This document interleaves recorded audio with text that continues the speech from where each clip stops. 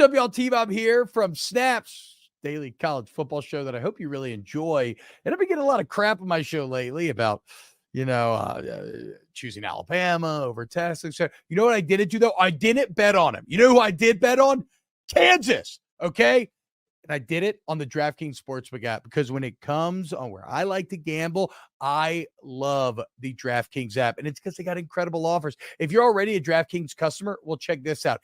Every single NFL game day during September, you're not going to have just one, but two new offers waiting on you when you sign in. So you'll have to sign in to see exactly what those offers are. But just remember, Thursday, Sunday, Monday, every NFL game day, all customers getting two exciting offers from DraftKings to play with. It's a ton of fun. But what if you're a new customer? Well, I've got an even better deal for you. You use the promo code TBOB when you sign up, okay?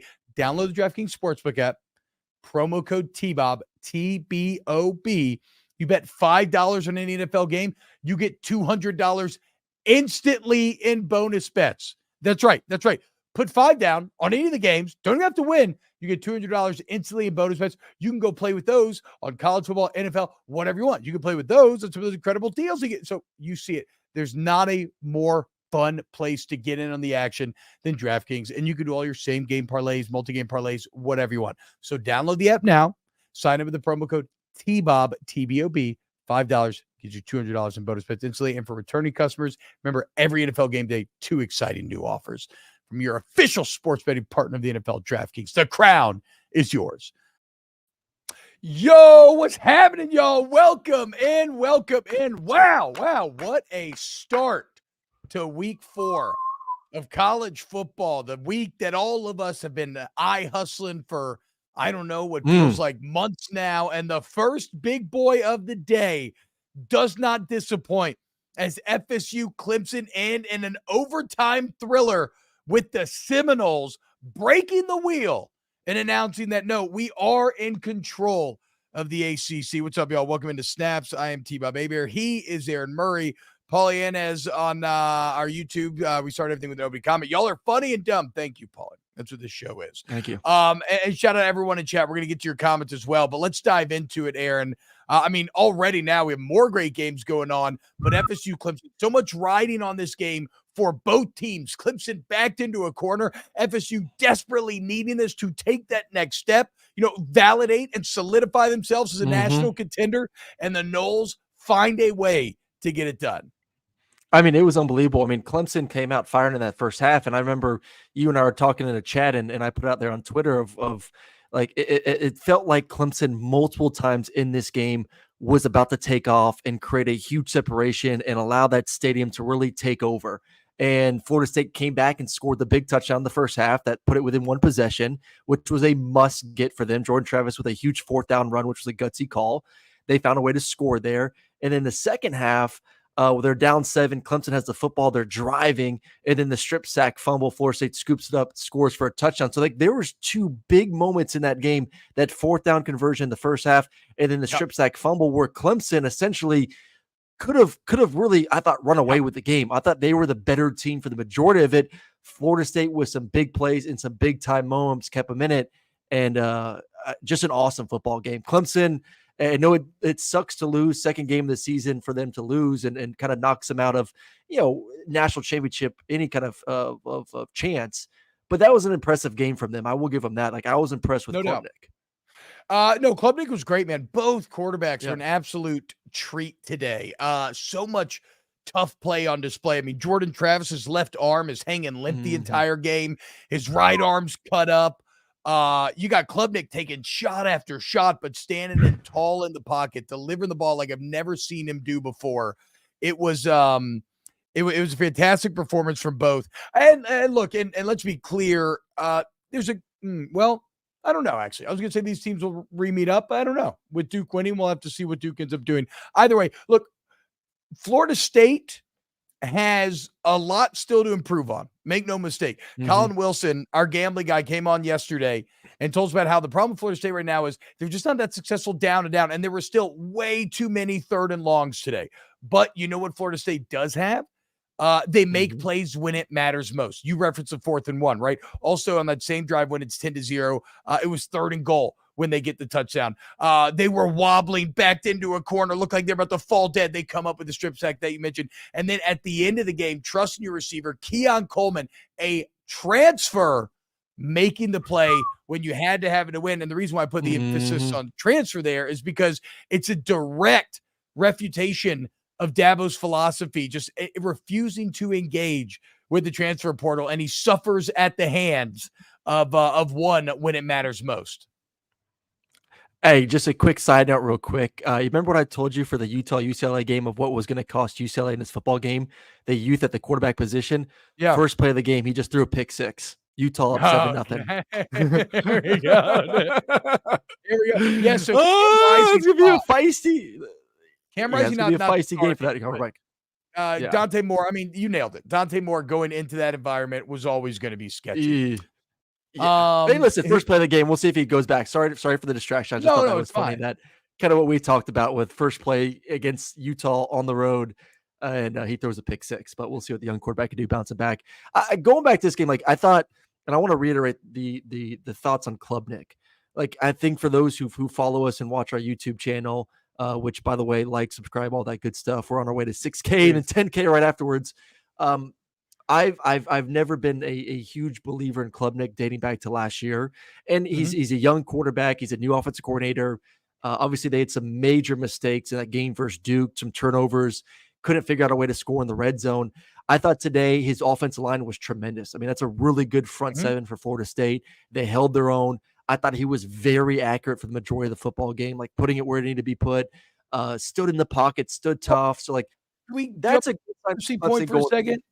I just want to jump on I want to ask you about the accuracy, because to me, I felt like Klubnik's decision-making was perfect, but I feel like I saw and this is being perfectionist, I just feel like I saw 5 or 6 throws where if the placement was better, maybe it's a touch, or maybe it's like 10 more yards, 15 more, or like some throws were sketchier than they needed. But he's not a great, he's not like he's not this incredible thrower of the football. It's like where he's been to how he played today is where I'm going to like, I saw progress. Is he an all ACC guy? No, he's not like that. Like I'm once again, like if the baseline was down here, he kind of improved a couple steps, not to like a lead your team to an ACC championship type ability, essentially.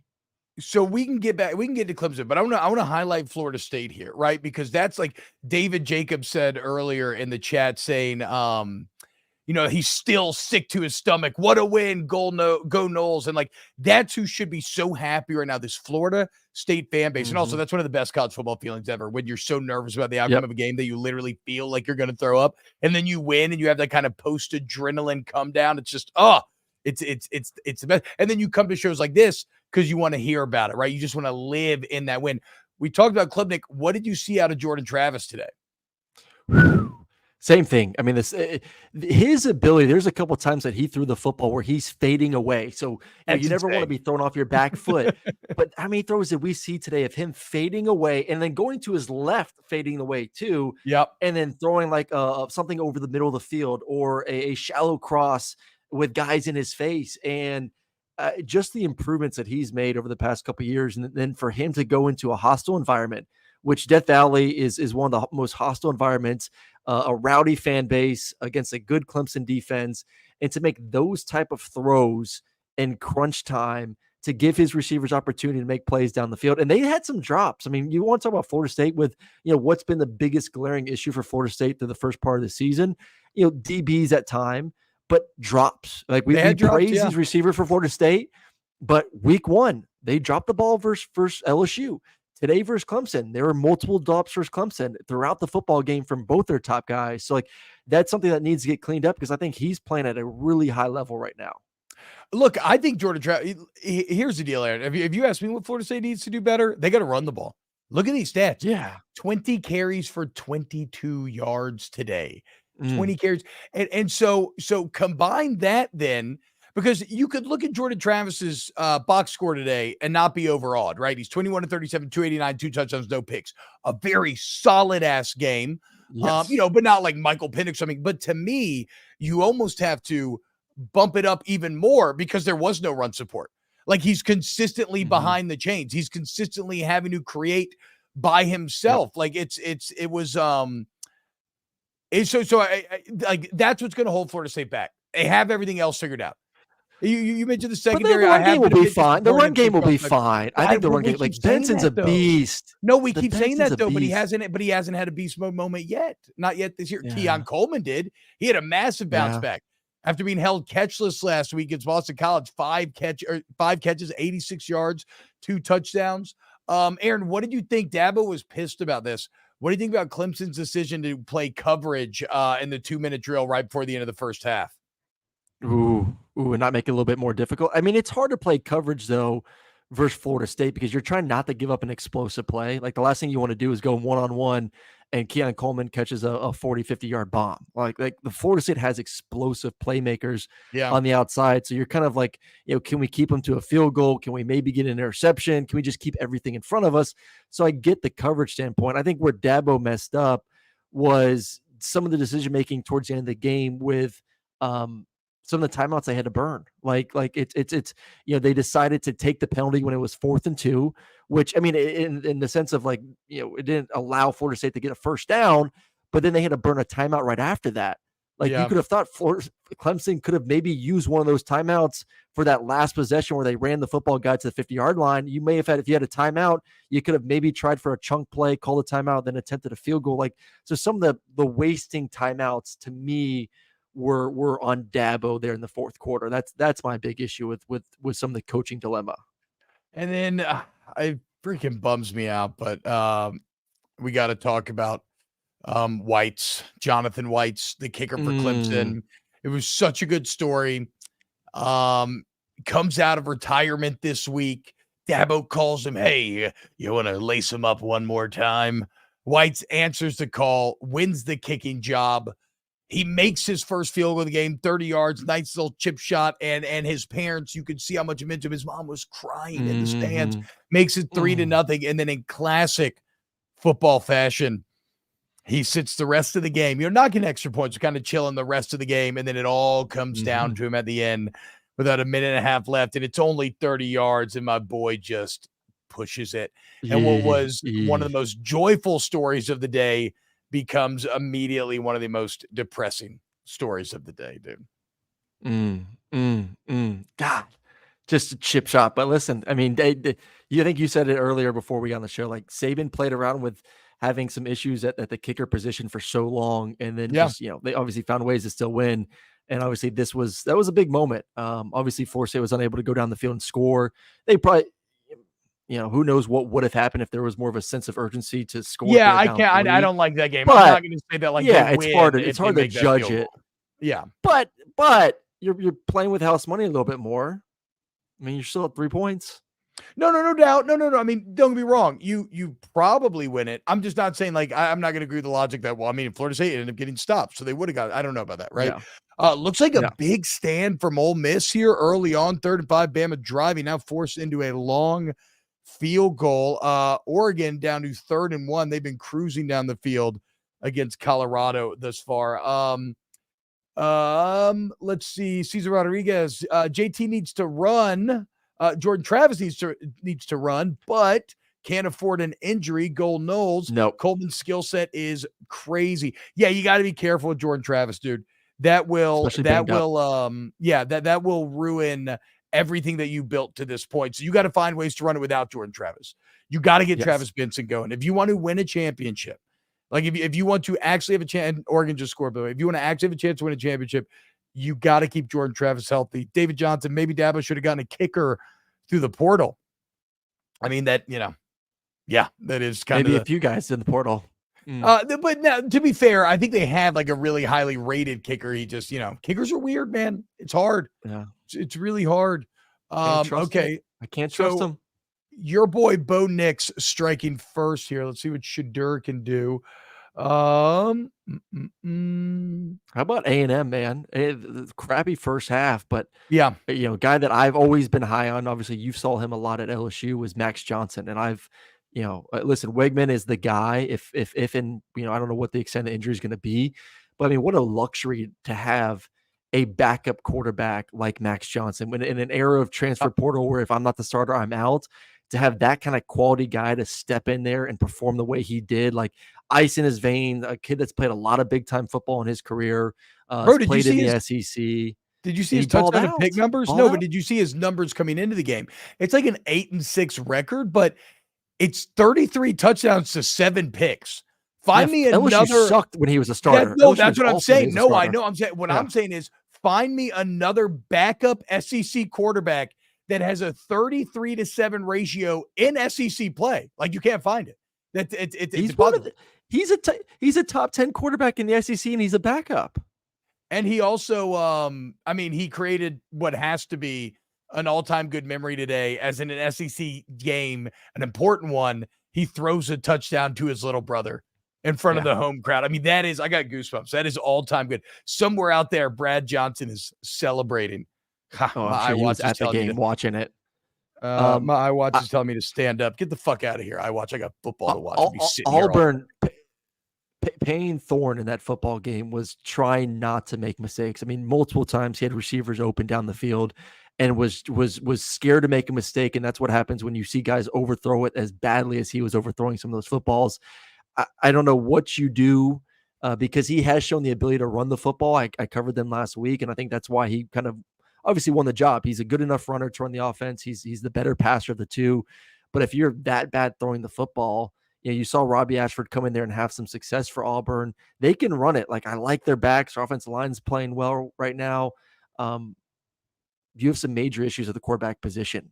And I thought the defense played pretty well in the first half too. So I think the entire game they played well. So like, this is a big decision for Hugh Freeze, like what the identity of your football team is going to be going forward, because all of a sudden next weekend you invite Georgia to your house. Like, do you? Well, it doesn't matter, to Robbie, or do you say it doesn't matter? Thor? It doesn't matter. You go with both because it doesn't matter, because neither is going to be that good.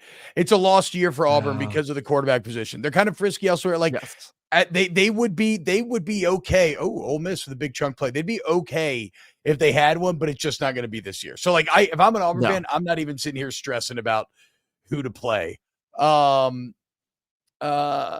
Okay, I want to revisit Clemson a little bit. Auburn, you say that because you're not an Auburn fan, but Auburn fans want to still be competitive. Well, Payton Thorne's your best option, but they don't want to hear that. Like, Robbie Ashford's not going to be better on a play-by-play option. What he's doing now is the best thing. You try to play Payton Thorne and see if you can get some plays around the edges with Ashford. It's just that neither's or that just good. Get Robbie more involved early. Like, I think right now Robbie is just like, okay, if all hell breaks loose, we'll just throw Robbie in there. Like, can you find a way to get Robbie more involved in like the first quarter? Okay, fuck it. Then let Robbie Ashford play. Then let him play. Payne's still the better quarterback. Let's revisit Clemson. Or first here for FSU. Does this win convince you they're going to be ACC champions? Or is that too much? Yes. Okay. No. I think going into Clemson and playing a good game. I don't know if that was their best game. No, but definitely playing a good game and playing a good game and finding a way to win in that stadium against a very quality opponent. Like that's big stuff. Like that's how you build confidence even more. And shoot, I mean, I don't know if you rank them number one after this weekend, but they've two of the biggest wins of the season, beating LSU and then going on the road in Death Valley and winning versus Clemson. I don't care what you think of Clemson. That's a hell of a win. Like I feel really good. You look at their schedule, they get Duke at home and they get Miami at home. So like that could be the toughest game you face the entire season. Mm-hmm. True. Do they play UNC? No.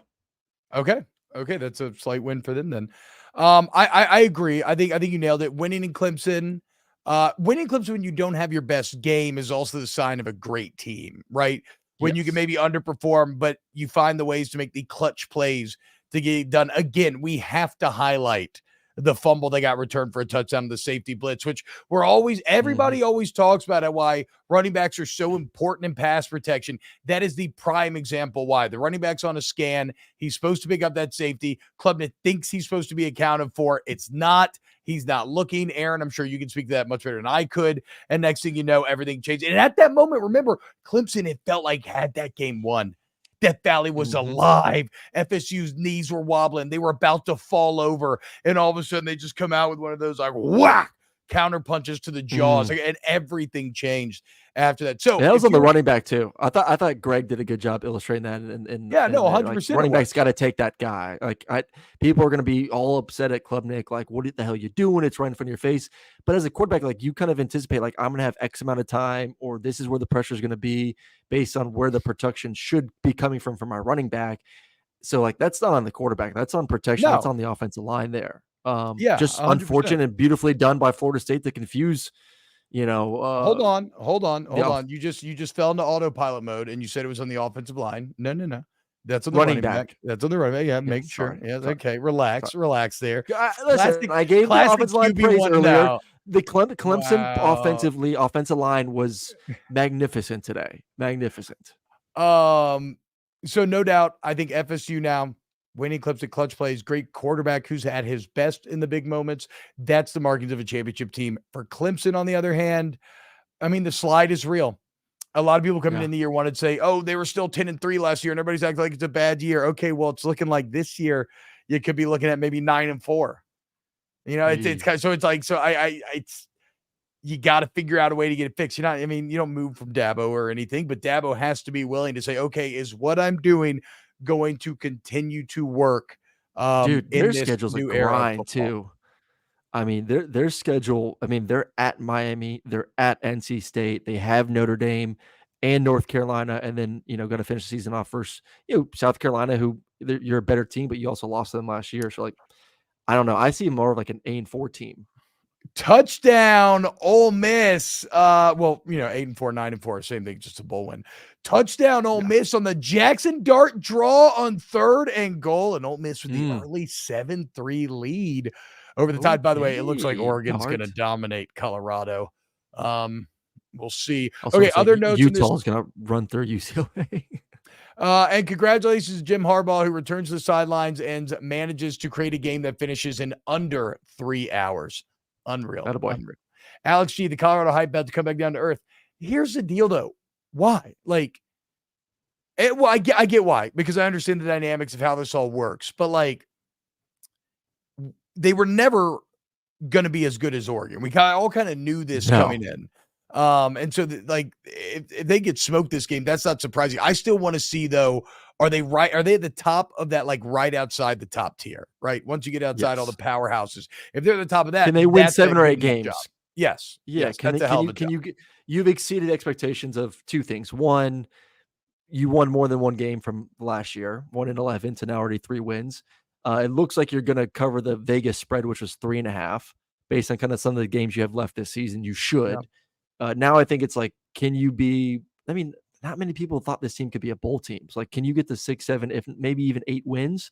So where you alluded to, that's next tier after the big boys. And if you're right there, when all those big boys are leaving and you're about to move to the Big 10 or Big 12, I think that positions that team for a lot of success for next year. Aaron, Sir Galahad says, are the Knowles pretenders or just lucky as fuck? No, I don't think there was too much luck in that win. You could argue White's missing was a nice break, but that thing goes both ways. That felt like a hard-earned win to me. Yep. And Jude on Colorado, they've tripled their win total from last season. I agree. Aaron, you gotta, I don't know. We don't have the video, so maybe I'll make fun of you for it on Monday, but the Georgia fans crawling on all fours and barking at UAB fans in the lobby of the stadium is an awful look. It's the most cringy. It's the most cringy thing I've seen in a very long time, dude. You can't be barking at fucking UAB fans. Okay, whatever. You want to do it like a casual, ooh. You cannot get on all fours like you're about to run out the tunnel and have your boy holding you back barking at UAB fans. That's pathetic. See nothing wrong with that. Send a message. Aaron, where are you right now? What game you about to go call? Tell the people. I am in Gainesville. Got the Florida game tonight. See if they can keep the momentum up for the big win versus Tennessee last week. But I guarantee most of you will not be watching that because it's at the same time as Notre Dame, Ohio State. No, probably though. But I like to keep you on one of the screens, and every now and then I check in just to hear your wonderful voice. You do something with your voice when you call a game, and you just kind of turn up the sex appeal a little bit. You like add a little depth, a little rasp in there, and it's like, oh wow, okay. Hey now. God, you love purring. It's one of the weirdest. Such a weird thing that I've learned about you. And that's a practice purr, people. Like you hear that purr. That's not. I mean, he didn't. That's not his first time doing it. Basically. Nope. Sir Galahad, Clemson kicker, missed a chip shot field goal to hand the Noles an unearned win. The Noles are not worthy to be undefeated. Again, I disagree. I feel like if he makes it, we don't know what Florida State does, right? So, yeah. All right. That'll do it. We got to go watch these games. Aaron's got to go call a game. I got to get ready to go to a local cigar bar, get really drunk, and then do a post-game show. So, and don't forget tomorrow morning, T-Bob, so don't get too drunk. We got a lot tomorrow morning. Time out. Okay, time out. Where am I right now? I have not had a single drink. I have only had coffee and water all day long. I'm about to eat a light salad. Okay. And then I'm going to go get really drunk. So, I don't know. Maybe it's all for naught. Okay. Love you all. Thank you so much. We hope you all have an excellent day. If you're here for the first time, hit the like button, sub to the channel. The road to 6,000. Help us get there. Share it with your friends. And we'll be back with a Sunday full day recap episode tomorrow. Monday, we're live on YouTube again, recapping the weekend. We'll see you there for more snaps. Later, y'all.